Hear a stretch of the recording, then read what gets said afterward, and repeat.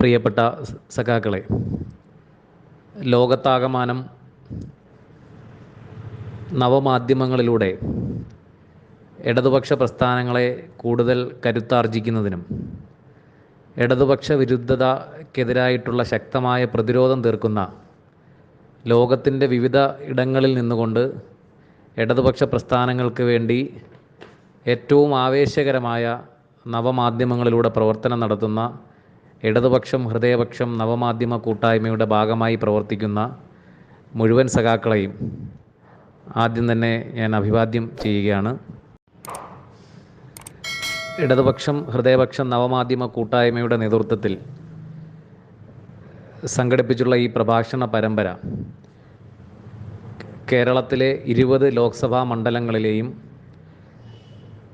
തെരഞ്ഞെടുപ്പുമായി ബന്ധപ്പെട്ട് നടത്തുന്ന ഈ പ്രഭാഷണ പരമ്പരയുടെ കൊല്ലം ലോക്സഭാ മണ്ഡലത്തിൻ്റെ പ്രഭാഷണത്തിൻ്റെ അധ്യക്ഷനായിട്ടുള്ള സഖാവ് കെ.പി. രാജൻ, ഇവിടെ സ്വാഗതം ആശംസിച്ച പ്രതാപൻ സഖാവ് അടക്കം ഇവിടെ ഇതിൻ്റെ ഈ നവമാധ്യമ കൂട്ടായ്മയുടെ ഭാരവാഹികൾ അടക്കമുള്ള പ്രിയപ്പെട്ട സഖാക്കളെ, നമ്മുടെ രാജ്യം അതിനിർണായകമായിട്ടുള്ള ലോക്സഭാ തെരഞ്ഞെടുപ്പിന് വിധിയെഴുതുന്നതിന് ഇനി ദിവസങ്ങൾ മാത്രം അവശേഷിക്കുമ്പോൾ നമ്മുടെ രാജ്യത്തിൻ്റെ ജനാധിപത്യത്തിൻ്റെ ഭാവിക്ക് അതിനിർണായകമാണ് 18ാമത് ലോക്സഭാ തെരഞ്ഞെടുപ്പ്.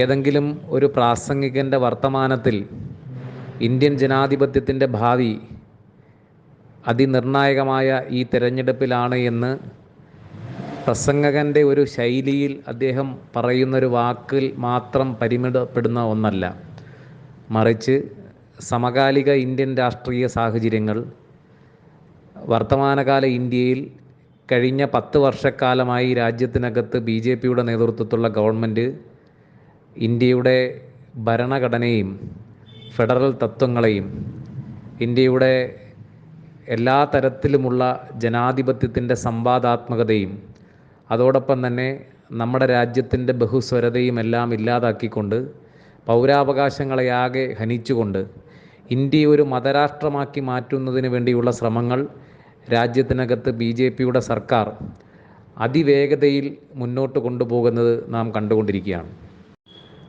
18ാമത് ലോക്സഭാ തെരഞ്ഞെടുപ്പിൻ്റെ പശ്ചാത്തലത്തിലാണ് ഇന്ത്യയുടെ നിരവധിയായിട്ടുള്ള ഭരണഘടനാ സ്ഥാപനങ്ങളെ അവർ രാഷ്ട്രീയവൽക്കരിച്ചത് നാം കണ്ടുകൊണ്ടേയിരിക്കുകയാണ്. അതിനെതിരായി അതിശക്തമായ പ്രതിരോധങ്ങൾ തെരുവിലും നമ്മൾ നവമാധ്യമ ഇടങ്ങളിലുമെല്ലാം നമ്മളെക്കൊണ്ട് ചെയ്യാൻ കഴിയുന്ന എല്ലാ ഇടങ്ങളിലും അതിശക്തമായ പ്രതിരോധം തീർത്തവരും ഇപ്പോഴും തീർത്തുകൊണ്ടിരിക്കുന്നവരുമാണ്.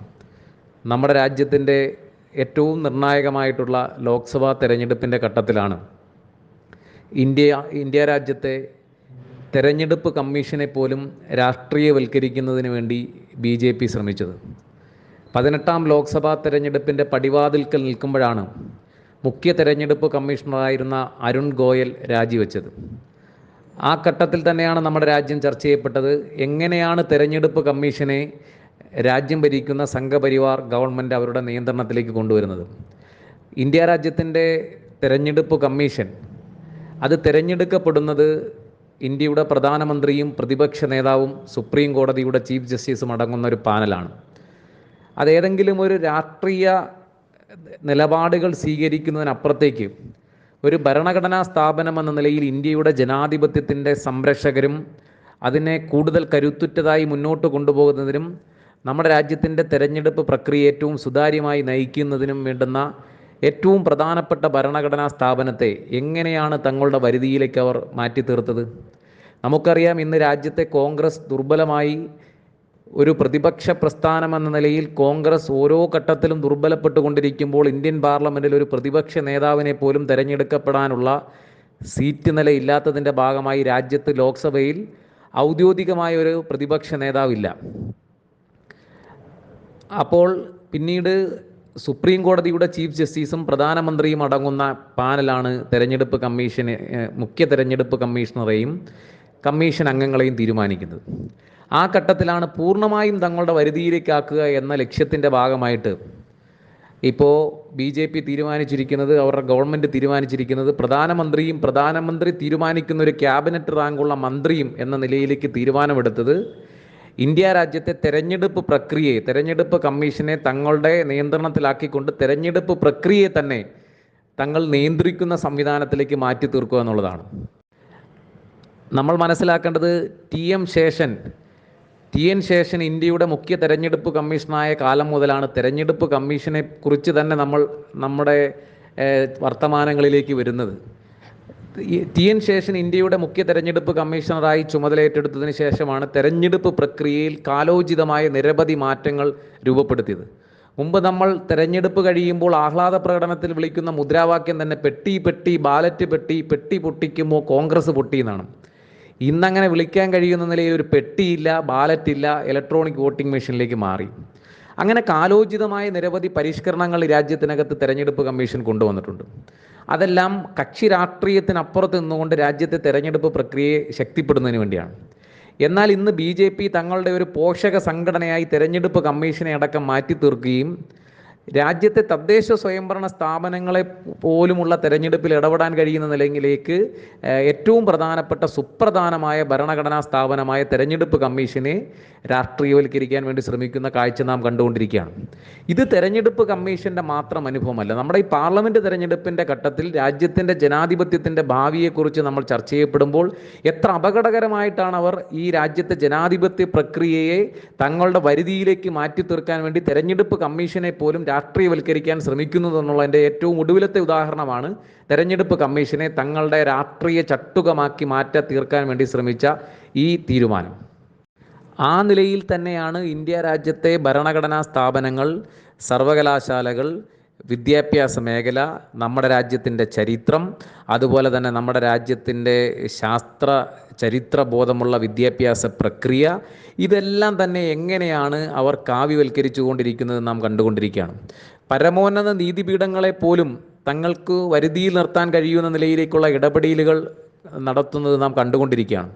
നമ്മുടെ രാജ്യത്തിൻ്റെ ചരിത്രത്തിൽ നിന്നും ഇന്നലകളിൽ ഈ രാജ്യത്തിൻ്റെ ത്യാഗനിർഭരമായ പോരാട്ടങ്ങളിലൂടെ രാജ്യത്തിന് സ്വാതന്ത്ര്യം നേടിത്തന്ന മഹാരഥന്മാരായ സ്വാതന്ത്ര്യ സമര പോരാളികളെ ഇന്ത്യയുടെ ചരിത്രത്തിൽ നിന്ന് മഹാത്മാഗാന്ധിയെയും ജവഹർലാൽ നെഹ്റുവിനെയും സരോജിനി നായിഡുവിനെയും ബങ്കിം ചന്ദ്ര ചാറ്റർജിയെയും ഭഗത് സിംഗിനെയും രാജ്ഗുരുവിനെയും സുഖദേവിനെയും ലാലാ ലജപത് റായിയെയും അതുപോലെ തന്നെ ഈ രാജ്യത്തിൻ്റെ മഹാരഥന്മാരായിട്ടുള്ള ചന്ദ്രശേഖരൻ ആസാദിനെയും മൗലാന അബ്ദുൽ കലാം ആസാദിനെയും ഝാൻസി റാണിയും അടക്കമുള്ള AKGയെയും EMS അടക്കമുള്ള മുസാഫിർ അഹമ്മദ് അടക്കമുള്ള ഈ രാജ്യത്തിൻ്റെ നിരവധിയായിട്ടുള്ള സ്വാതന്ത്ര്യ സമര പോരാളികളെയെല്ലാം ചരിത്രത്തിൽ നിന്ന് ഒഴിവാക്കുകയും സ്വാതന്ത്ര്യ സമരത്തിൽ ഒരു പങ്കുമില്ലാതിരുന്ന ഈ രാജ്യത്തെ സംഘപരിവാറിൻ്റെ നേതാക്കന്മാരെ വളഞ്ഞ വഴിയിലൂടെ ഇന്ത്യയുടെ ചരിത്രത്തിൻ്റെ ഭാഗമാക്കി മാറ്റുന്നത് നാം കണ്ടതാണ്.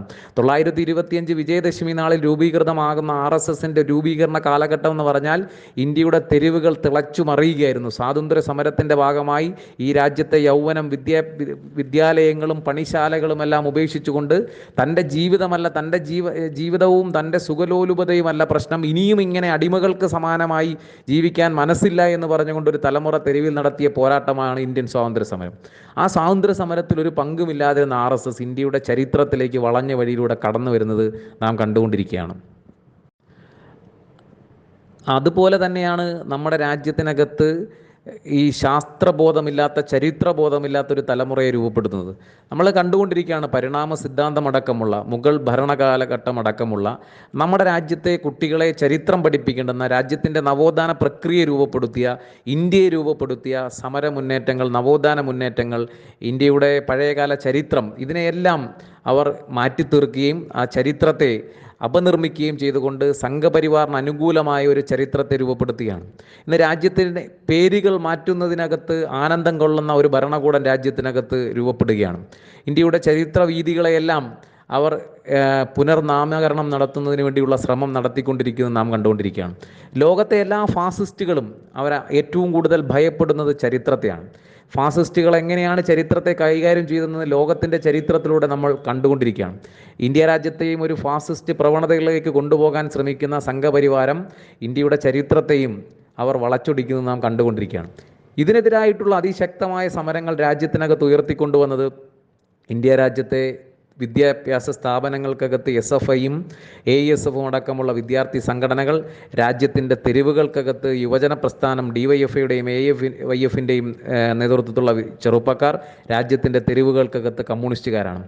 ഈ ചരിത്രത്തെ അപനിർമ്മിക്കുന്നതിനായി പേരിനോടൊപ്പം വാലായി ഗാന്ധി കൊണ്ട് നടക്കുന്ന ഡ്യൂപ്ലിക്കേറ്റ് ഗാന്ധിമാർ വിലസുന്ന ഇന്ത്യൻ നാഷണൽ കോൺഗ്രസ് ഗാന്ധിയെയും തൻ്റെ മുതുമുത്തച്ഛനായിട്ടുള്ള ജവഹർലാൽ നെഹ്റുവിനെയും എല്ലാം ഇന്ത്യയുടെ ചരിത്രത്തിൽ നിന്നും വളച്ചൊടിക്കുന്നതിനായി കോൺഗ്രസ് ഒരു വരി പ്രസ്താവന പോലും നടത്താൻ തയ്യാറാകാത്തത്, കഴിയാത്ത നിലയിലേക്ക് ദുർബലപ്പെട്ടത് നാം കണ്ടുകൊണ്ടിരിക്കുകയാണ്. അങ്ങനെ നിരവധിയായിട്ടുള്ള കാര്യങ്ങൾ നമ്മുടെ രാജ്യത്തിനകത്ത് സംഭവിച്ചുകൊണ്ടിരിക്കും. ശാസ്ത്രബോധമില്ലാത്ത, ചരിത്രബോധമില്ലാത്ത ഒരു തലമുറയെ രാജ്യത്തിനകത്ത് രൂപപ്പെടുത്താൻ വേണ്ടി സംഘപരിവാർ ശ്രമിക്കുന്നത് നാം കണ്ടുകൊണ്ടിരിക്കുകയാണ്. ഇപ്പോൾ ഏറ്റവും അവസാനം നമ്മുടെ കയ്യിലുള്ള സ്മാർട്ട് ഫോണിനകത്ത് ഗൂഗിളിലേക്ക് പോയി സൂത്ര പിക്ക് എന്നൊന്ന് സെർച്ച് ചെയ്ത് നോക്കിയാൽ രാജ്യത്തെ ഗവൺമെൻറ് പശുവിൻ്റെ വിസർജ്യങ്ങൾക്ക് അതിൻ്റെ ഔഷധ ഗുണം കണ്ടെത്തുന്നതിന് വേണ്ടി ചെലവഴിക്കുന്ന കോടിക്കണക്കിന് രൂപയുടെ കണക്കുകൾ നമ്മുടെ മുമ്പിലേക്ക് വരും. അപ്പോൾ ആ നിലയിലേക്ക് പശുവിൻ്റെ വിസർജ്യങ്ങൾക്ക് വേണ്ടി കോടിക്കണക്കിന് രൂപ ചെലവഴിക്കുകയും ആ നിലയിലേക്ക് ഈ വിസർജ്യങ്ങൾക്ക് ഔഷധ ഗുണമുണ്ടെന്നും എന്ന് തെറ്റായ ഒരു പ്രചരണം രാജ്യത്തിനകത്ത് നടത്തുന്നതിൻ്റെ ഭാഗമായി നിരവധി ആളുകൾക്കാണ് വേണ്ടത്ര വൈദ്യ സഹായം ലഭിക്കാതെ ഈ നിലയിൽ ചാണകത്തിൻ്റെയും ഗോമൂത്രത്തിൻ്റെയും ചികിത്സയുടെ ഭാഗമായി ജീവൻ നഷ്ടപ്പെടേണ്ടി വരുന്നത് എന്ന് നാം കണ്ടുകൊണ്ടിരിക്കുകയാണ്. ഇന്ന് നമ്മുടെ രാജ്യത്തിനകത്ത് പശു ഒരു വിശുദ്ധ മൃഗമായി മാറുമ്പോൾ പശുവിൻ്റെ പേരിൽ ജീവൻ നഷ്ടപ്പെടുന്ന മനുഷ്യരുടെ എണ്ണം രാജ്യത്തിനകത്ത് നിരവധിയാണ്. രാജ്യത്തെ മതന്യൂനപക്ഷങ്ങൾ, ദളിതർ, ഇവരെല്ലാം പശുവിൻ്റെ പേരിൽ വേട്ടയാടപ്പെടുന്നത് നാം കണ്ടുകൊണ്ടിരിക്കുകയാണ്. ഉത്തരേന്ത്യൻ സംസ്ഥാനങ്ങളിലെ മനുഷ്യൻ്റെ പ്രാർത്ഥനയിൽ പോലും ഭഗവാനെ അടുത്ത ജന്മത്തിലെങ്കിലും ഒരു പശുവായി ജനിക്കണമേ എന്ന് പ്രാർത്ഥിക്കേണ്ടെന്ന നിലയിലേക്ക് പശുവിന് കണ്ണഞ്ചിപ്പിക്കുന്ന സംവിധാനങ്ങളും പശുവിൻ്റെ പേരിൽ മനുഷ്യന് ജീവൻ നഷ്ടപ്പെടേണ്ട സാഹചര്യവും ഉത്തരേന്ത്യൻ സംസ്ഥാനങ്ങളിൽ രൂപപ്പെടുന്നത് നാം കണ്ടുകൊണ്ടിരിക്കുകയാണ്. അതുപോലെ തന്നെ നമ്മുടെ രാജ്യത്തിനകത്ത് തൊഴിലില്ലായ്മ അതിരൂക്ഷമായി മാറുന്ന സാഹചര്യം നാം കണ്ടുകൊണ്ടിരിക്കുകയാണ്. ഒരു വർഷം 2 കോടി ആളുകൾക്ക് തൊഴിൽ കൊടുക്കുമെന്ന് പറഞ്ഞ് അധികാരത്തിൽ വന്ന ഗവൺമെൻറ് 10 വർഷക്കാലം പിന്നിടുമ്പോൾ പുതുതായി ഒരാൾക്ക് പോലും തൊഴിൽ കൊടുത്തില്ല എന്ന് മാത്രമല്ല, രാജ്യത്തിനകത്തുള്ള തൊഴിലവസരങ്ങൾ കൂടി ഇല്ലാതാക്കിയാണ്. രാജ്യത്തിൻ്റെ ചരിത്രത്തിൽ സ്വാതന്ത്ര്യ ലബ്ധിക്ക് ശേഷം ഏറ്റവും ഉയർന്ന തൊഴിലില്ലായ്മ നിരക്കിലേക്ക് കുതിക്കുകയാണ്. അഭ്യസ്ത വിദ്യരായിട്ടുള്ള യുവതി യുവാക്കൾ രാജ്യത്തിനകത്ത് ഉയർന്ന ബിരുദങ്ങളും ബിരുദാനന്തര ബിരുദങ്ങളും പ്രൊഫഷണൽ കോഴ്സുകളുടെ സർട്ടിഫിക്കറ്റുകളുമായി തെരുവുകൾക്കകത്ത് ഒരു തൊഴിലിന് വേണ്ടി യാചിക്കുന്ന കാഴ്ച കണ്ടുകൊണ്ടിരിക്കുകയാണ്. അങ്ങനെ യാചിക്കുന്ന ഇന്ത്യൻ യുവത്വത്തിൻ്റെ എല്ലാ പ്രതീക്ഷകളെയും തകർക്കുന്ന നിലപാടാണ് രാജ്യത്തെ ഗവൺമെൻറ് സ്വീകരിച്ചു കൊണ്ടിരിക്കുന്നത്. നിങ്ങൾ മനസ്സിലാക്കേണ്ടത്, രാജ്യത്തെ ചെറുപ്പക്കാരൻ ഇനി സ്ഥിരം തൊഴിലില്ല എന്ന നിലയിലേക്ക് വരികയാണ്. ഇന്ത്യയുടെ പൊതുമേഖലാ സ്ഥാപനങ്ങളെ ഒന്നൊന്നായി സ്വകാര്യവൽക്കരിക്കുന്നു.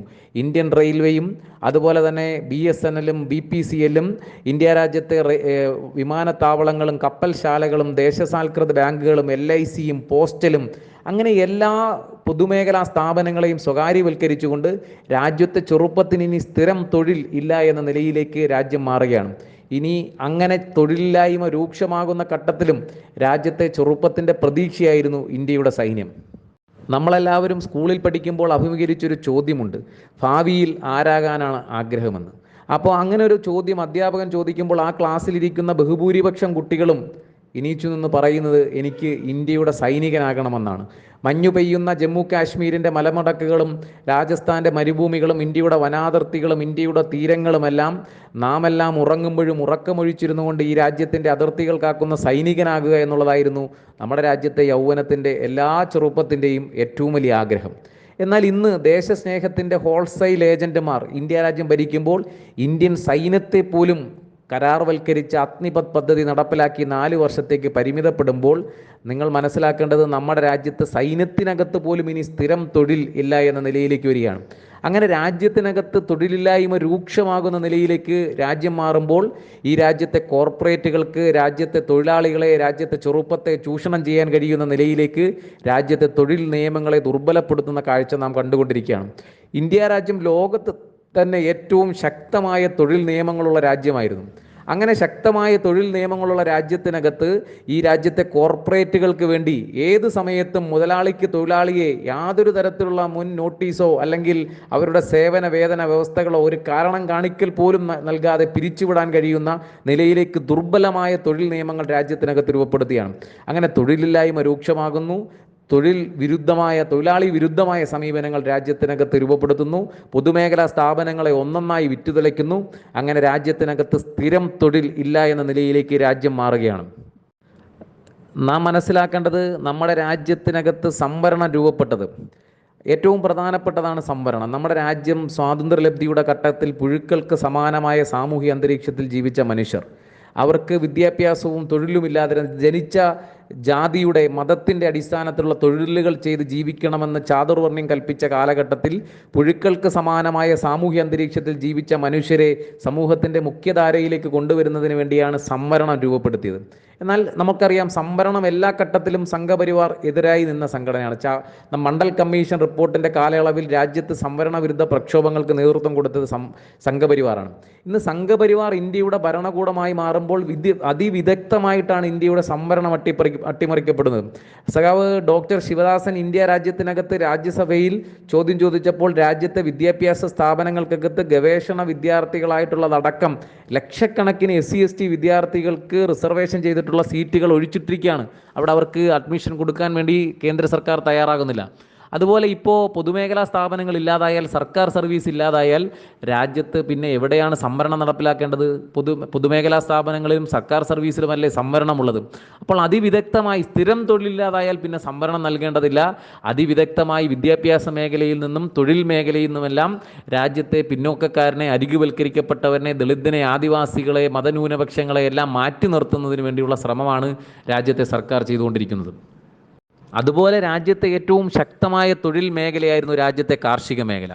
ഇന്ത്യ രാജ്യത്തിൻ്റെ കാർഷിക മേഖലയെ ഇന്ന് ബിഗ് ബസാർ ഗ്രൂപ്പുകൾക്കും റിലയൻസിനും SRനും മോറിനും അടക്കമുള്ള രാജ്യത്തെ കോർപ്പറേറ്റ് ശക്തികൾക്ക് തീരെഴുതി കൊടുക്കുകയാണ്.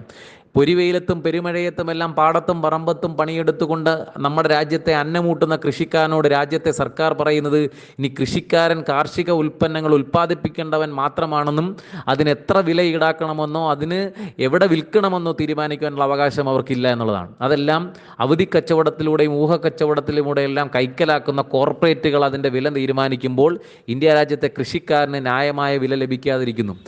കൃഷിക്കാരന് ന്യായവില നൽകുമെന്ന് പറഞ്ഞ് അധികാരത്തിൽ വന്ന ഗവൺമെൻറ് രാജ്യത്തെ കാർഷിക മേഖലയെ തന്നെ കോർപ്പറേറ്റുകൾക്ക് തിറെഴുതി കൊടുക്കുമ്പോൾ അവരുൽപ്പാദിപ്പിക്കുന്ന ഉൽപ്പന്നങ്ങൾക്ക് വില ലഭിക്കാത്തതിൻ്റെ ഭാഗമായി ബാങ്കുകാരൻ വീടും പറമ്പുമെല്ലാം ജപ്തി ചെയ്തു കൊണ്ടുപോകുന്നത് നിർവികാരനായി നോക്കിക്കാണുന്ന ഇന്ത്യൻ കൃഷിക്കാരൻ ഒരു മുഴം കയറിലോ ഒരു കുപ്പി വിഷത്തിലോ സ്വന്തം ജീവിതം അവസാനിപ്പിക്കുന്ന കാഴ്ച നാം കണ്ടുകൊണ്ടിരിക്കുകയാണ്.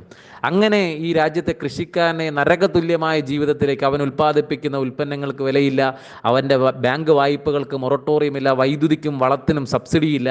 അങ്ങനെ അവരുടെ ദുരിതപൂർണമായ ജീവിതത്തിന് പരിഹാരം കാണാൻ അതിൻ്റെ ഈ നയങ്ങൾക്കെതിരായി അതിശക്തമായ പ്രക്ഷോഭവുമായി തെരുവിലേക്ക് ഇറങ്ങിയ ഇന്ത്യൻ കൃഷിക്കാരൻ, ഒന്നുമില്ലാത്തവർ, കാലിലിടാനൊരു ചെരുപ്പ് പോലുമില്ലാത്ത താറിട്ട റോഡിലൂടെ നടന്ന് കാലിൻ്റെ തൊലിയെല്ലാം ഉരിഞ്ഞു പോയി ചോര വാർന്നൊലിക്കുന്ന കാലുമായി ഡൽഹിയുടെ അതിശൈത്യത്തെ നേരിടാൻ വസ്ത്രമില്ലാത്ത നാറിമുഷിഞ്ഞ വസ്ത്രം ധരിച്ച, കയ്യിൽ കിട്ടിയ റൊട്ടിക്കഷണങ്ങളും കുപ്പിവെള്ളങ്ങളുമായി രാജ്യത്തിൻ്റെ ഭരണകൂട സ്ഥിരാകേന്ദ്രത്തിലേക്ക് വന്ന കൃഷിക്കാരനെ തീ തുപ്പുന്ന തോക്കുകളും ഗ്രനേഡുകളും ടിയർ ഗ്യാസുകളുമെല്ലാം പെരുമഴ പോലെ പെയ്തിറങ്ങുന്ന സമരഭൂമിയിൽ രാജ്യത്തെ കൃഷിക്കാരനെ എങ്ങനെയാണ് രാജ്യത്തെ ഭരണകൂടം തീ തുപ്പുന്ന തോക്കുകൾ കൊണ്ട് നേരിട്ടതെന്ന് നാം കണ്ടതാണ്.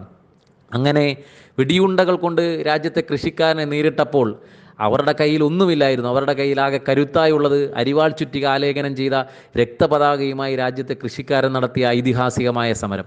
അങ്ങനെ രാജ്യത്തെ എല്ലാ വിഭാഗം ജനങ്ങളും, തൊഴിലാളികളും കൃഷിക്കാരും വിദ്യാർത്ഥികളും ചെറുപ്പക്കാരും ജീവനക്കാരും സ്ത്രീകളും, അങ്ങനെ എല്ലാവരും, എല്ലാ സമസ്ത മേഖലകളും ഇന്ന് ഈ ജനവിരുദ്ധമായ നയങ്ങളുടെ യഥാർത്ഥ ഈ നയങ്ങളുടെ എല്ലാം ബലിയാടുകളായി നമ്മുടെ സമൂഹത്തിനകത്ത് ജീവിക്കുകയാണ്.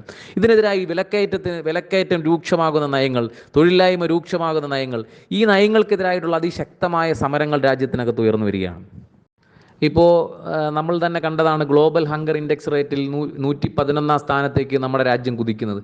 അവിടെയാണ് കേരളം ഈ 2025 നവംബർ മാസം പിറവിയെടുക്കുമ്പോൾ ലോകത്തിൻ്റെ മുമ്പിൽ ഇന്ത്യയിൽ കേരളം അഭിമാനത്തോടു കൂടി പറയുന്നത്, ഞങ്ങൾ അതിദരിദ്രരില്ലാത്ത സംസ്ഥാനമായി മാറുമെന്ന് പറയുമ്പോൾ ഇന്ത്യയുടെ തെരുവുകൾക്കകത്ത് ഒരു നേരത്തെ ഭക്ഷണത്തിന് വേണ്ടി ഈ രാജ്യത്തെ മനുഷ്യർ യാചിക്കുന്നത് നാം കണ്ടുകൊണ്ടിരിക്കുകയാണ്. ഈ കേരളം 2026 മുഴുവൻ ഈ രാജ്യത്തിനകത്തൊരു സംസ്ഥാനം, ഇനി ഈ രാജ്യത്തിനകത്ത് കേരളമെന്ന സംസ്ഥാനം കയറിക്കിടക്കാൻ ഒരിടമില്ലാത്ത ഒരു തുണ്ട് ഭൂമിയില്ലാത്ത മനുഷ്യർ ഇല്ലാത്ത നാടായി കേരളം മാറുകയാണ്. എല്ലാവർക്കും ലൈഫ് പാർപ്പിട പദ്ധതിയിലൂടെ വീടൊരുക്കി കൊടുക്കുന്ന, പട്ടയം നൽകുന്ന സംസ്ഥാനമായി മാറുമ്പോൾ നമ്മൾ അമേരിക്കൻ പ്രസിഡന്റ് ഗുജറാത്ത് സന്ദർശിക്കാൻ വേണ്ടി വന്നപ്പോൾ ഗുജറാത്തിൻ്റെ തെരുവുകളുടെ കാഴ്ച നാം ദേശീയ മാധ്യമങ്ങൾ ഒപ്പിയെടുത്ത് നമ്മളെ കാട്ടിത്തന്നാണ്. എന്താണ്? ഒരു ടാർപോളിൻ്റെ കീഴിൽ നരകതുല്യമായ ജീവിതം ഹോമിച്ചു തീർക്കുന്ന ഇന്ത്യൻ മനുഷ്യൻ്റെ അവസ്ഥ നമ്മൾ കണ്ടതാണ്.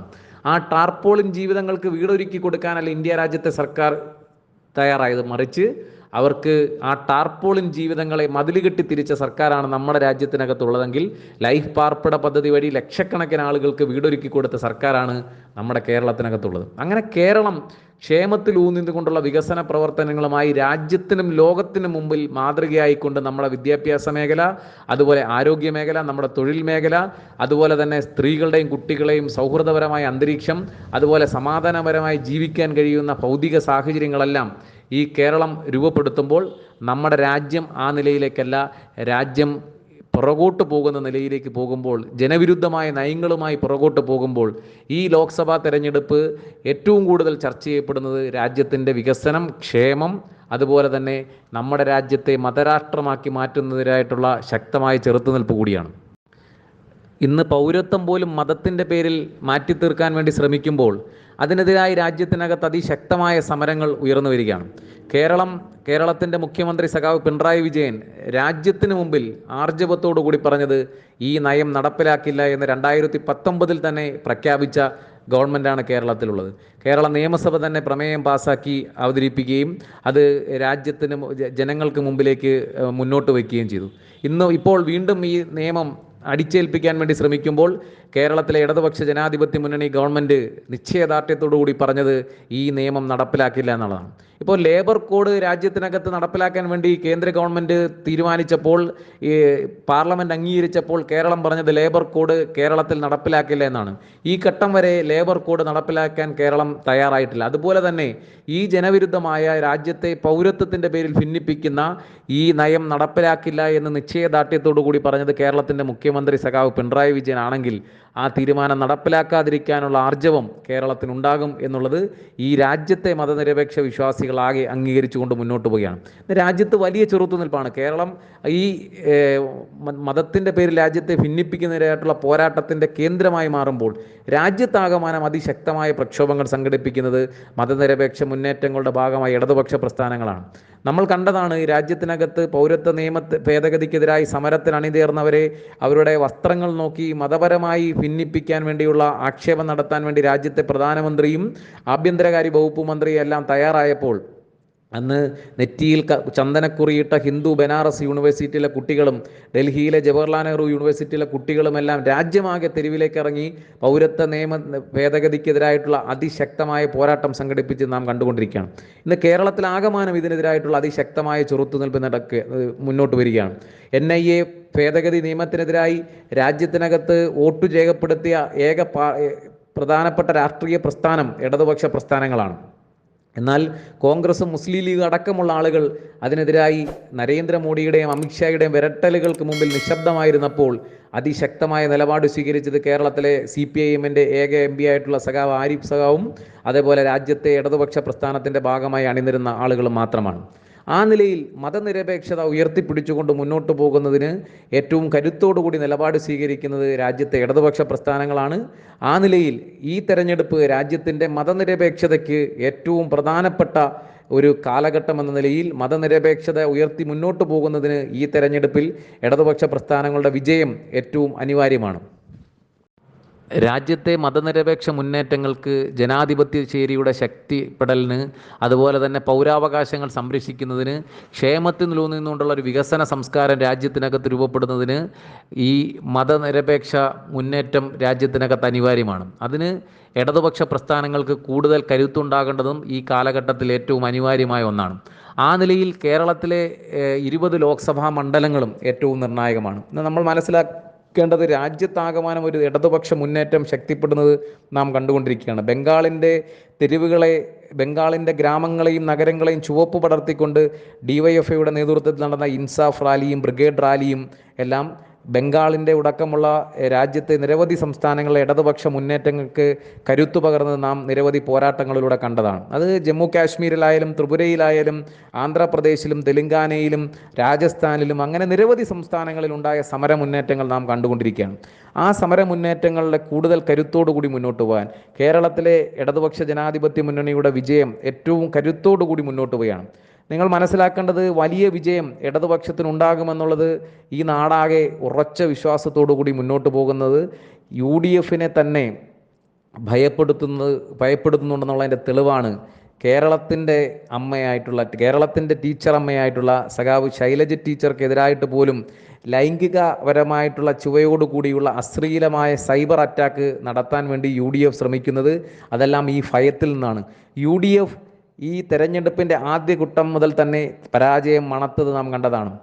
വടകരയിലെ സിറ്റിംഗ് MP ചുവരെഴുതിയതിന് ശേഷം ചുവരുമായിച്ച് അങ്ങ് തൃശ്ശൂരേക്ക് പോകുമ്പോൾ തൃശ്ശൂരിൽ ചുവരെഴുതിയ അവിടുത്തെ MP ആയിരുന്ന പ്രതാപൻ ചുവരും മായിച്ച് വീട്ടിനകത്തേക്ക് പടം മടക്കിയത് നമ്മൾ കണ്ടതാണ്. അങ്ങനെ കേരളത്തിൻ്റെ നിരവധിയായിട്ടുള്ള ലോക്സഭാ മണ്ഡലങ്ങൾക്കകത്ത് UDF തുടക്കം മുതൽ തന്നെ പരാജയം സമ്മതിച്ചുകൊണ്ട് ഈ തെരഞ്ഞെടുപ്പ് പ്രവർത്തനങ്ങളിൽ മുന്നോട്ട് പോകുമ്പോൾ അവരതിനകത്ത് വലിയ തോതിൽ ഭയപ്പെടുകയും അവരുടെ മുഖങ്ങളിൽ ഈ ദൗർബല്യം, ഈ പരാജയ ഭീതി അവരുടെ ഭാഷയിൽ, ശരീരഭാഷയിൽ നമുക്ക് മനസ്സിലാകുന്നതാണ്. ഇപ്പോൾ കൊല്ലം ലോക്സഭാ മണ്ഡലവുമായി ബന്ധപ്പെട്ട് തന്നെ പറയുമ്പോൾ, കൊല്ലം ലോക്സഭാ മണ്ഡലത്തിൻ്റെ തെരഞ്ഞെടുപ്പ് പ്രവർത്തനത്തിൻ്റെ തുടക്കത്തിൽ തന്നെ സഖാവ് M മുകേഷ് അദ്ദേഹം ഈ മണ്ഡലത്തിൻ്റെ സ്ഥാനാർത്ഥിയായി പ്രഖ്യാപിച്ചപ്പോൾ തന്നെ UDF ആകെ ഭയാശങ്കയോടുകൂടി മുന്നോട്ട് വരുന്നതാണ് നാം കണ്ടത്. ആ ഘട്ടത്തിൽ തന്നെയാണ് വലിയ തോതിലുള്ള സൈബർ അറ്റാക്ക് അദ്ദേഹത്തിനെതിരായിട്ടുണ്ടായത്.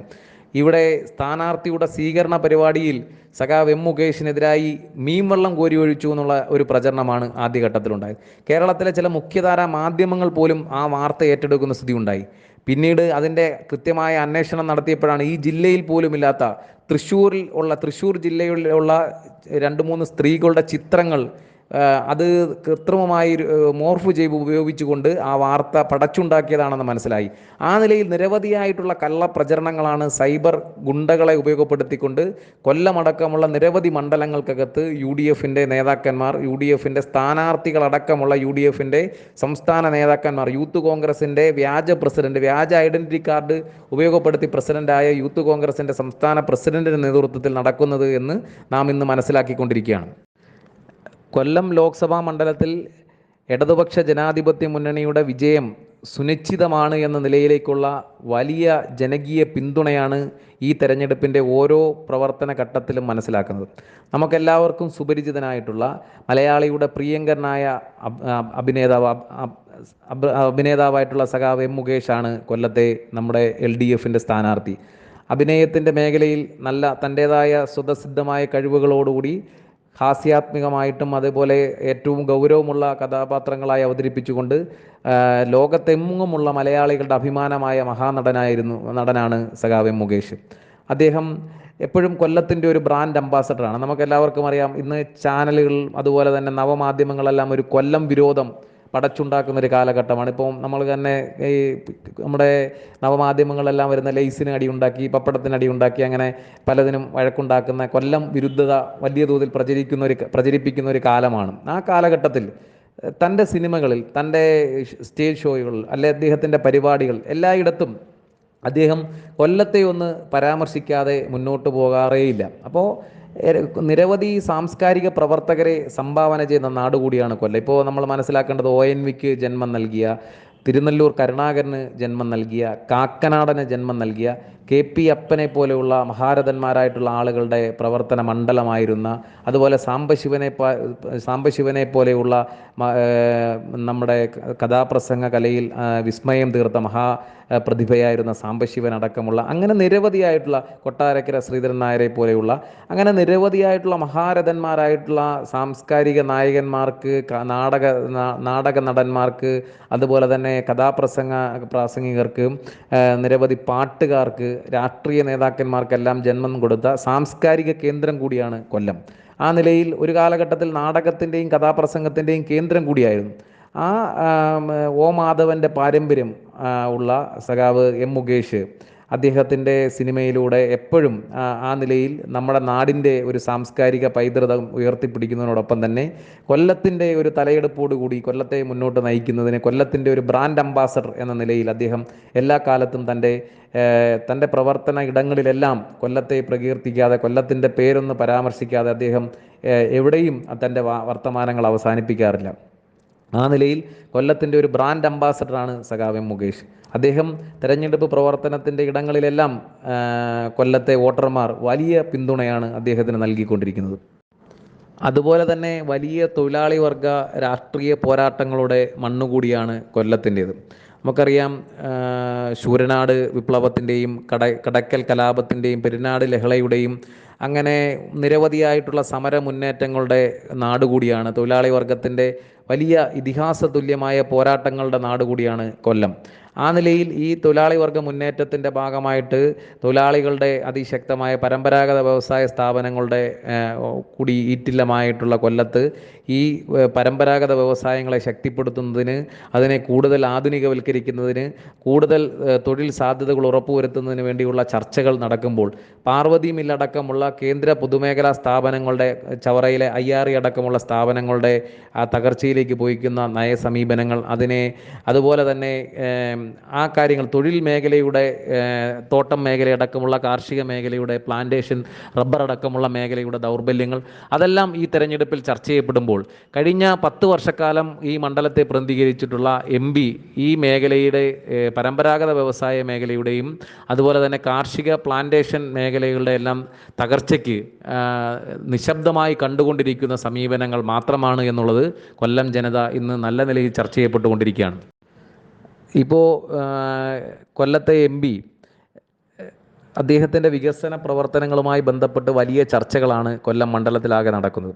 അദ്ദേഹം തന്നെ അച്ചടിച്ച് പുറത്ത് വിട്ടിട്ടുള്ള ഒരു വികസന രേഖയുണ്ട്. 11,000 കോടി രൂപയുടെ വികസന പ്രവർത്തനം നടന്നു എന്നാണ് പറയുന്നത്. പക്ഷേ കൊല്ലം നിവാസികൾക്ക് ദൃശ്യയോഗ്യമായ, സ്പർശയോഗ്യമായ, അവർക്ക് ചൂണ്ടിക്കാട്ടാൻ കഴിയുന്ന ഒരു വികസന പ്രവർത്തനങ്ങൾ നടന്നിട്ടില്ല. 11,000 കോടിയുടെ വികസന പ്രവർത്തനങ്ങൾ പരിശോധിക്കപ്പെടുമ്പോൾ അതെല്ലാം കെട്ടുകഥകൾ മാത്രമാണെന്നും നമുക്കത് മനസ്സിലാവും.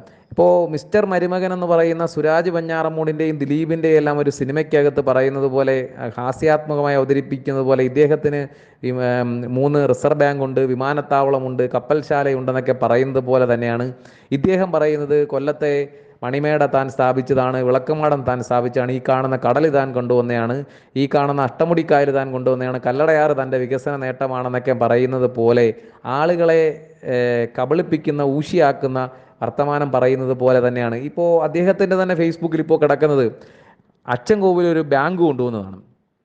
നിങ്ങൾ മനസ്സിലാക്കേണ്ട, ഇന്ന് ബാങ്കിങ് മേഖലയിൽ വലിയ കടുത്ത മത്സരങ്ങളാണ്. നമ്മുടെ നാട്ടിലെല്ലാം നാഷണലൈസ്ഡ് ബാങ്കുകളും ന്യൂ ജനറേഷൻ ബാങ്കുകളും ഷെഡ്യൂൾഡ് ബാങ്കുകളും പ്രൈവറ്റ് ബാങ്കുകളും എല്ലാം മത്സരിച്ച് ശാഖകൾ തുടങ്ങുകയും ATM കൊണ്ടുവരികയൊക്കെ ചെയ്യുന്ന സമയത്താണ് അദ്ദേഹം ഒരു സ്ഥലത്ത് ബാങ്ക് കൊണ്ടുവന്നെന്ന് അവകാശപ്പെടുന്നത്. ഇത്തരത്തിൽ ആളുകളെ കളിയാക്കുന്ന നിലയിലേക്കുള്ള കാര്യങ്ങളുമായി ബന്ധപ്പെട്ടാണ് വരുന്നത്. അപ്പോൾ ഈ നിലയിൽ കള്ളത്തരം പറഞ്ഞുകൊണ്ട് പ്രഖ്യാപനങ്ങളും വാഗ്ദാനങ്ങളും മാത്രമായിട്ട് അദ്ദേഹത്തിൻ്റെ വികസന പ്രവർത്തനങ്ങൾ വരികയാണ്. പിന്നീട് അദ്ദേഹം പറയുന്നത്, ഞാൻ ഒരുപാട് പ്രസംഗിച്ചിട്ടുണ്ടെന്നാണ്. അദ്ദേഹം ഈ കൊല്ലത്തിൻ്റെ നഷ്ടപ്പെട്ട 10 വർഷങ്ങളെ തൻ്റെ പ്രസംഗങ്ങളും തൻ്റെ വാഗ്ദാനങ്ങളും തൻ്റെ പ്രസംഗങ്ങളുടെ എണ്ണവും ദൈർഘ്യവും കൊണ്ട് നേരിടാൻ ശ്രമിച്ചാൽ അത് കൊല്ലത്തെ ജനത ചുട്ട മറുപടി കൊടുക്കും. അപ്പോൾ അദ്ദേഹത്തിൻ്റെ ഈ നിലപാടുകൾക്കെതിരായിട്ടുള്ള, വികസന മുരടിപ്പിനെതിരായിട്ടുള്ള ഒരു ശക്തമായ പോരാട്ടം കൂടിയാണ് കൊല്ലം ജനത ഈ തെരഞ്ഞെടുപ്പിൽ മുന്നോട്ട് കൊണ്ടുവരുന്നത്. അതുപോലെ തന്നെയാണ് വികസനമില്ലായ്മയുടെ 10 വർഷങ്ങളാണ് കൊല്ലത്തെ MP-ക്കെതിരായി ഈ ജനത ഉയർത്തുന്നതെങ്കിൽ കഴിഞ്ഞ 8 വർഷക്കാലമായി കൊല്ലം നിയമസഭാ മണ്ഡലം കേന്ദ്രീകരിച്ചുകൊണ്ട് സഖാവ് M മുകേഷ് നടത്തിയിട്ടുള്ള വികസന പ്രവർത്തനങ്ങൾ 1800 കോടിയോളം രൂപയുടെ വികസന പ്രവർത്തനങ്ങളാണ് കൊല്ലം നിയമസഭാ മണ്ഡലത്തിൽ മാത്രം നടത്തിയിട്ടുള്ളത്. കൊല്ലത്തിൻ്റെ മുഖച്ഛായ തന്നെ മാറ്റിയ, ഞാൻ നേരത്തെ പറഞ്ഞതുപോലെ കലയുടെ കേന്ദ്രമായിരുന്ന, സാംസ്കാരിക കേന്ദ്രമായിരുന്ന കൊല്ലത്ത് ശ്രീനാരായണ ഗുരു ഓപ്പൺ യൂണിവേഴ്സിറ്റി ഇന്ന് ഒരു സർവകലാശാല കലോത്സവം തന്നെ ഒരു കേന്ദ്രത്തിൽ നടത്താൻ കഴിയുന്ന നിലയിലേക്ക് വലിയ ആധുനിക സംവിധാനമുള്ള നിരവധി ഓഡിറ്റോറിയങ്ങളും, ഓപ്പൺ എയർ ഓഡിറ്റോറിയവും, ഡോർമെട്രിയും മറ്റെല്ലാം അടങ്ങുന്ന വലിയ സംവിധാനത്തോടു കൂടിയുള്ള കൊല്ലത്തിൻ്റെ സാംസ്കാരിക മുന്നേറ്റത്തിന്, കലാമുന്നേറ്റത്തിന് കരുത്തു പകരുന്ന ശ്രീനാരായണ ഗുരു ശ്രീനാരായണ ഗുരു സാംസ്കാരിക സമുച്ചയം, ശ്രീനാരായണ ഗുരു ഓപ്പൺ യൂണിവേഴ്സിറ്റി, ആശ്രാമത്തിൻ്റെ പൈതൃക വീതി, ആശ്രാമത്തിൻ്റെ സൗന്ദര്യവൽക്കരണം, കാൽനട രാവിലത്തെ പ്രഭാത നടത്തക്കാർക്കും വൈകുന്നേരത്തെ സായാഹ്ന നടത്തക്കാർക്കുമുള്ള സംവിധാനങ്ങൾ, ഓപ്പൺ ജിംനേഷ്യം, അതുപോലെ തന്നെ അഡ്വഞ്ചർ പാർക്കിൻ്റെ സൗന്ദര്യവൽക്കരണം, അതുപോലെ തന്നെ നമ്മുടെ കുമാരനാശാൻ്റെ സ്മാരകത്തിലുള്ള open air auditorium, Nishagandhi open air auditorium, അങ്ങനെ നിരവധിയായിട്ടുള്ള വികസന പ്രവർത്തനങ്ങൾ, ഓപ്പൺ യൂണിവേഴ്സിറ്റി, നിരവധി പാലങ്ങൾ, നമ്മുടെ ജില്ലയുടെ സമഗ്ര വികസനത്തിന് സഹായകരമാകുന്ന കേരളത്തിൻ്റെ രാജ്യത്തിൻ്റെ തന്നെ ടൂറിസം മാപ്പിലേക്ക് ഇടം പിടിച്ച മൺട്രോത്തുരത്തിലേക്കുള്ള പാലം, അങ്ങനെ നിരവധിയായിട്ടുള്ള നമുക്ക് ദൃശ്യയോഗ്യമായ, നമുക്ക് സ്പർശയോഗ്യമായ നമ്മുടെ നാടിൻ്റെ വികസനത്തിന്, സാംസ്കാരിക മുന്നേറ്റത്തിന്, വിദ്യാഭ്യാസ മുന്നേറ്റത്തിന്, കുട്ടികളുടെ, ഭിന്നശേഷിക്കാരുടെ, ഓട്ടിസം ബാധിച്ച കുട്ടികളുടെ, അവരുടെ എല്ലാം ക്ഷേമത്തിന്, വൃദ്ധജനങ്ങളുടെ, സ്ത്രീകളുടെ സംരക്ഷണത്തിനുമായി ബന്ധപ്പെട്ട നിരവധി പദ്ധതികൾ, അങ്ങനെ സമഗ്ര മുന്നേറ്റങ്ങൾക്ക് നേതൃത്വം കൊടുക്കുന്ന നിലയിലേക്ക് കൊല്ലത്തുണ്ടായ വികസന കുതിപ്പ് ആ നിലയിലേക്ക് കൊല്ലം മണ്ഡലത്തിൽ നമുക്ക് കാട്ടിക്കൊടുക്കാൻ വേണ്ടി, കൊല്ലം നിയമസഭാ മണ്ഡലത്തിൽ നമുക്ക് കാട്ടിക്കൊടുക്കാൻ കഴിയും. ആ വികസന കുതിപ്പിനെക്കുറിച്ചും വികസന മുരടിപ്പിനെക്കുറിച്ചുമാണ് ഈ തെരഞ്ഞെടുപ്പിൽ ഏറ്റവും പ്രധാനപ്പെട്ട ചർച്ച ഉയർത്തിക്കൊണ്ടുവരുന്നത്. അതോടൊപ്പം തന്നെയാണ് ഇന്ന് സൈബർ ക്രിമിനലുകളും യു ഡി എഫിൻ്റെ ചില നേതാക്കന്മാരുമെല്ലാം ബോധപൂർവം ശ്രമിക്കുന്നത് സഖാവ് എം മുകേഷ് സ്ഥാനാർത്ഥി ഇവിടെ സ്ഥലത്തില്ലായിരുന്നു എന്ന പ്രചരണം ഉണ്ടാക്കാൻ വേണ്ടി ശ്രമിക്കുകയാണ്. നിങ്ങൾ കണ്ടുകൊണ്ടിരിക്കുകയാണ്, കഴിഞ്ഞ നിയമസഭാ തെരഞ്ഞെടുപ്പിൽ സഖാവ് എം മുകേഷ് വലിയ ഉജ്ജ്വലമായ വിജയം ഒന്നാം ഘട്ടത്തിൽ നേടിയപ്പോൾ തന്നെ ഈ പ്രചരണം ഉണ്ടായി. പക്ഷേ കഴിഞ്ഞ നിയമസഭാ തെരഞ്ഞെടുപ്പിൽ അത്യുജ്വലമായ വിജയം വീണ്ടും ആവർത്തിക്കാൻ കഴിഞ്ഞു. ഈ വികസനം കുതിപ്പിൻ്റെ ഭാഗമായിട്ടാണ്. ആരാണ് ഈ പ്രചരണം ഉണ്ടാക്കാൻ വേണ്ടി ശ്രമിക്കുന്നത്? ഇത് യു ഡി എഫും അതുപോലെ തന്നെ വലതുപക്ഷ മാധ്യമങ്ങളും ബോധപൂർവ്വം ശ്രമിക്കുകയാണ്. നിങ്ങൾ ഇടയ്ക്ക് ഇറങ്ങിയ ചില വോയിസുകൾ നിങ്ങളെല്ലാവരും കേട്ടിട്ടുണ്ടാവും. കാസർഗോഡ് നിന്നൊരു പയ്യൻ വിളിക്കുകയാണ്, സഖാവ് മുകേഷ് MLA അല്ലേ, ഞാൻ കാസർഗോഡ് നിന്ന് വിളിക്കുകയാണ്, എൻ്റെ അമ്മ കിണറ്റി വീണു, നിങ്ങൾ ഒരു തൊട്ടിയും കയറുമായിട്ട് വന്ന് അമ്മയെ രക്ഷപ്പെടുത്തു എന്ന് ചോദിക്കുമ്പോൾ MLA സഖാവ് എം മുകേഷ് ചോദിക്കുകയാണ്, ഞാൻ കൊല്ലത്തുനിന്ന് തൊട്ടിയും കയറുമായിട്ട് വന്ന് കാസർഗോഡ് വരുമ്പോഴത്തേക്ക് നിൻ്റെ അമ്മ കിണറ്റി കിടന്ന് മരിച്ചു പോകത്തില്ലേ, അതുകൊണ്ട് അവിടെയുള്ള അപ്പുറത്തുള്ള ആരെങ്കിലും വിളിച്ച് കയറ്റിയാൽ പോരെ എന്ന് ചോദിക്കുമ്പോൾ പറയുന്നത് എന്താണ്, അമ്മ മരിച്ചാലും കുഴപ്പമില്ല, മുകേഷ് ഏട്ടൻ കൊല്ലത്തുനിന്ന് വന്ന് തൊട്ടിയും കയറുമായിട്ട് വന്ന് കിണറ്റിൽ നിന്ന് പിടിച്ച് കയറ്റണം. മറ്റൊരാൾ പറയുന്നത്, ചേട്ടാ ഞാൻ കൊല്ലം പള്ളിമുക്കിൽ നിന്ന് വിളിക്കുകയാണ്, എൻ്റെ വണ്ടിയുടെ എണ്ണ തീർന്ന് കിടക്കുകയാണ്, ഒരു 50 രൂപയുടെ പെട്രോൾ വാങ്ങിച്ചുകൊണ്ട് ഇങ്ങോട്ട് വരൂ എന്ന് ചോദിക്കുന്ന നിലയിൽ ഇതെല്ലാം ബോധപൂർവ്വം, അതെല്ലാം റെക്കോർഡ് ചെയ്ത് വിളിപ്പിക്കുക എന്ന് പറഞ്ഞാൽ തന്നെ ഇത് ബോധപൂർവ്വം ചെയ്യുകയാണ്. അപ്പോൾ ആ നിലയിലേക്ക് തെറ്റായ പ്രവണതകൾ, സൈബർ ക്രിമിനലുകളെ ഉപയോഗപ്പെടുത്തിക്കൊണ്ട് തെറ്റായ പ്രവണതകൾ വരുന്നതിനെതിരായി കൊല്ലം ജനത ശക്തമായ തിരിച്ചടി കഴിഞ്ഞ നിയമസഭാ തെരഞ്ഞെടുപ്പിൽ കൊടുത്തതാണ്. ഈ തെരഞ്ഞെടുപ്പിൽ അത് കൂടുതൽ ശക്തമായ തിരിച്ചടി UDF ഏറ്റുവാങ്ങേണ്ടി വരും. അതുപോലെ മതനിരപേക്ഷ ബോധം ഉയർത്തിപ്പിടിക്കുന്ന നാട് കൂടിയാണ് കൊല്ലം. നമുക്കറിയാം, നവോത്ഥാന പ്രസ്ഥാനത്തിൻ്റെ കാലഘട്ടത്തിൽ, സ്വാതന്ത്ര്യ സമര പ്രസ്ഥാനത്തിൻ്റെ കാലഘട്ടത്തിലും എല്ലാം വലിയ ചരിത്രം ഈ കൊല്ലത്തിൻ്റെ മണ്ണിലുണ്ട്. കുണ്ട്ര വിളംബരത്തിൻ്റെയും ശൂരനാട് ലഹളയുടെയും കടക്കൽ കലാപത്തിൻ്റെയും അതുപോലെ തന്നെ ഈ കല്ലുമാല സമരത്തിൻ്റെയും അടക്കം നിരവധിയായിട്ടുള്ള സമര പോരാട്ടങ്ങളുടെ കൂടി നാടാണ്. ശ്രീനാരായണ ഗുരുദേവൻ്റെ പ്രവർത്തന മണ്ഡലം കൂടിയ SNDP ആസ്ഥാന മന്ദിരം കൂടി നിൽക്കുന്ന നമ്മുടെ കൊല്ലത്തിന് വിവിധ എല്ലാ ചട്ടമ്പി സ്വാമികളും അതുപോലെ തന്നെ അയ്യങ്കാളിയുടെയും അങ്ങനെ നിരവധിയായിട്ടുള്ള വിവിധ ക്രൈസ്തവ സഭകളുടെ, പിന്നോക്ക സമുദായങ്ങളുടെ എല്ലാം ഒരു കേന്ദ്രമായിട്ടുള്ള കൊല്ലം നമ്മുടെ നാടിൻ്റെ സാംസ്കാരിക മുന്നേറ്റങ്ങൾക്ക്, നവോത്ഥാന മുന്നേറ്റങ്ങൾക്ക് വലിയ ചരിത്രം സമ്മാനിച്ച നാടാണ്. മതനിരപേക്ഷത എല്ലാ കാലത്തും ഉയർത്തിപ്പിടിക്കുന്ന, വർഗീയ ലഹളകളോ മതപരമായിട്ടുള്ള ജാതിപരമായോ ഭിന്നിപ്പില്ലാതെ, ഏത് ജാതിയെന്നോ ഏത് മതമെന്നോ തിരിച്ചറിയില്ലാതെ എല്ലാവരും ഒറ്റ മനുഷ്യനെന്ന സ്നേഹത്തോടു കൂടി മുന്നോട്ട് പോകുന്ന ഒരു നാട് കൂടിയാണ് കൊല്ലം. വിദ്യാഭ്യാസ മുന്നേറ്റങ്ങളുടെ, ശ്രീനാരായണ വിദ്യാഭ്യാസ സ്ഥാപനങ്ങളുടെ, അതുപോലെ നിരവധി ക്രൈസ്തവ സഭകളുടെ, അതുപോലെ NSSൻ്റെ, വിവിധ ഇപ്പോൾ KPMSൻ്റെ അടക്കമുള്ള നിരവധി വിദ്യാഭ്യാസ സ്ഥാപനങ്ങൾ, മുസ്ലിം TKM പോലെയുള്ള മുസ്ലിം വിദ്യാഭ്യാസ സ്ഥാപനങ്ങൾ, അങ്ങനെ നിരവധിയായിട്ടുള്ള വിദ്യാഭ്യാസ സ്ഥാപനങ്ങളുടെ എല്ലാം ഭാഗമായി ഒരു സാംസ്കാരിക മുന്നേറ്റം, മതത്തിന് അപ്പുറത്തേക്കൊരു സാംസ്കാരികമായ ഐക്യം, മതനിരപേക്ഷത ഐക്യമുള്ള നാടാണ്. എന്നാൽ ഇന്ന് ആ മതനിരപേക്ഷതയെല്ലാം ഇല്ലാതാക്കാൻ വേണ്ടിയുള്ള ശ്രമമാണ് UDF സ്ഥാനാർത്ഥിയുടെ ഭാഗമായിട്ട് ഉണ്ടായിക്കൊണ്ടിരിക്കുന്നത്. നമ്മൾ കണ്ടതാണ് നരേന്ദ്രമോദിയെ പുകഴ്ത്തുന്ന, ഇപ്പോൾ അദ്ദേഹം ഒരിക്കലെങ്കിലും ഇന്ത്യൻ നാഷണൽ കോൺഗ്രസിൻ്റെ നേതാവ് രാഹുൽ ഗാന്ധി ഇന്ത്യയുടെ അടുത്ത പ്രധാനമന്ത്രിയായി മാറുമെന്ന് കൊല്ലത്തെ MP ഇന്നേ വരെ പ്രസംഗിച്ച് നിങ്ങൾ കേട്ടിട്ടുണ്ടോ? നിങ്ങൾ മനസ്സിലാക്കേണ്ടത്, കൊല്ലത്തെ ഒരു കോളേജിൽ പരിപാടിയിൽ കൊണ്ടിരുന്നപ്പോൾ അദ്ദേഹം സംസാരിച്ചത് അടുത്ത പ്രധാനമന്ത്രിയാകാൻ യോഗ്യ നിർമ്മല സീതാരാമൻ എന്നാണ്. ആ സമയത്ത് നിങ്ങൾ മനസ്സിലാക്കേണ്ടത്, ആസാമിൽ ഭാരത് ജോഡോ യാത്ര നടത്തുമ്പോൾ ഈ രാഹുൽ ഗാന്ധിയെ BJP-ക്കാർ അടിച്ചോട്ടിച്ച് പുള്ളി ഏതോ കൈതക്കാട്ടിൽ കയറിയിരിക്കുകയായിരുന്നു.